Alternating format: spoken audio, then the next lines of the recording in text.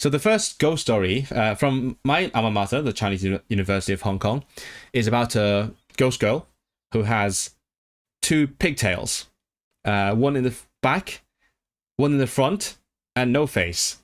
And the reason behind that is she came to Hong Kong during the Cultural Revolution, back in the 60s and 70s. So she was on, and there were like lots of people were like escaping the turmoil, right, from in China. And so everyone was like hopping on trains. They didn't even get to sit on them, so they just hopped on the top or something. Like you see, like, I don't know, stereotypical scenes from India or whatever, because lots of refugees. So they took the train down from China to Hong Kong, which was relatively unaffected by the Cultural Revolution. And the train actually passes by my university, and this girl supposedly jumped off the train, but her hair got caught in something, and then her face got ripped off. And since then, she haunted that part of the university campus. And that sort of traumatized me for the first few years. I mean, I've only been there for a few years. But yeah, when I was living on campus, my student dorm I actually had to go through the road that she supposedly haunts. I have to go through that every single time to get back to my student dorm. So I'm not very superstitious, but you know, when you hear about the story enough, you're like, oh shit, oh my god, it's just gonna show up, I'm gonna be fucked up. So that was kind of scary. And that's a huge part of my student life. Thankfully, I never saw her. Some people claim to have, but you never know. Do modern professional composers think about goals and stuff in their work, or they try to make nice pieces? I mean, Orange Barnacle, isn't making a nice piece also a goal? That is also a goal. I mean, if you want to write a piece that is ecstatically beautiful, that's your goal. If you want to write a piece that sounds sad, that is your goal, right? A goal is completely defined by the composer. Or if you write commercial music, you want to write a piece of music that is going to go viral, that is the goal. So, like, even though they don't do it like academically, what they're still doing while they're writing the music is being like, okay, so how can I write music that will go viral? What will resonate with the listeners / the algorithm? So that could include, you know, the words, but also the music itself. So they are doing the same thing, just with a different goal and different methodology. So I do believe that, I mean, I wouldn't say all, but like the vast majority of musical compositions have some sort of goal. So second story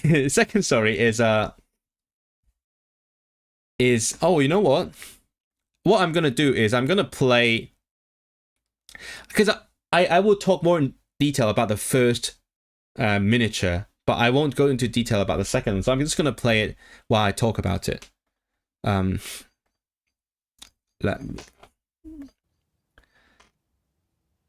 This one is about water. So wait, what is it not playing? Yeah, that's one. So there is a big lake in the middle of my college in university. So this is supposedly what you're hearing is like the depiction of water. It's not as scary as it sounds. It's just a lake. But the story is that there was a couple once upon a time. They would agree to meet up in the middle of the lake. There's a little pavilion connected to it by a bridge. And then the guy sort of stood up the girl. So the girl was there waiting till midnight. They were supposed to meet at midnight. And then she was like, oh, he's not showing up. They're supposed to, they were supposed to elope, at midnight. And then he didn't show up. So she jumped into the lake and died. And then supposedly, if you walk through the lake at night, she will show up and ask you, do you have the time? Like, what time is it? Hence the title of this miniature called Do You Have the Time?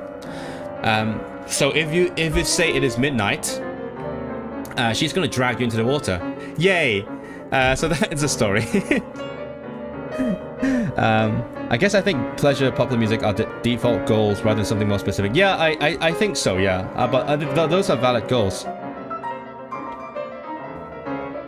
I'm gonna go through the last one as well. Again, this is not a core part of my thesis, but I think it is interesting to talk about the stories.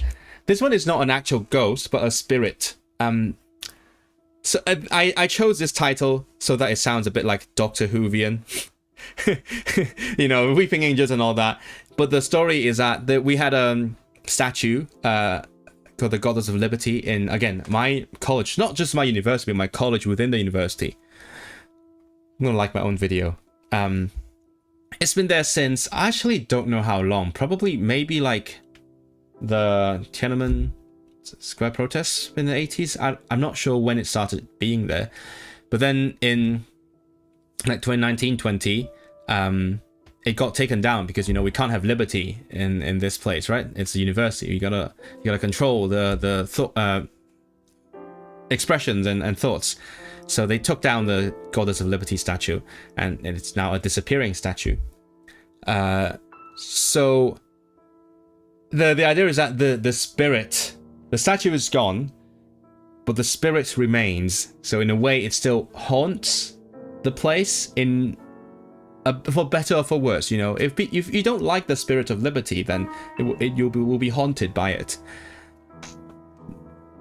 I'm not an expert, but it sounds like Stravinsky. Wow, that is a great honor if it sounds like Stravinsky. But thanks for joining us, Camille. You ever heard a story about the original plan? They went with the generic brass and strings James Horner score in the end. Oh really? No, never heard about it. Okay.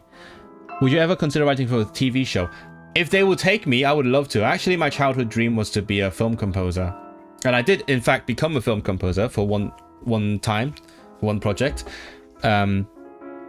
It's, you know, if they were supposed to release a soundtrack CD, it never happened. That's kind of a shame, but, you know, I was just talking to my friends the other day and saying, oh, we could like actually do a screening or something, because there has never been one. We had screenings of that film all over the UK except Manchester. So I was like, we should do that ourselves.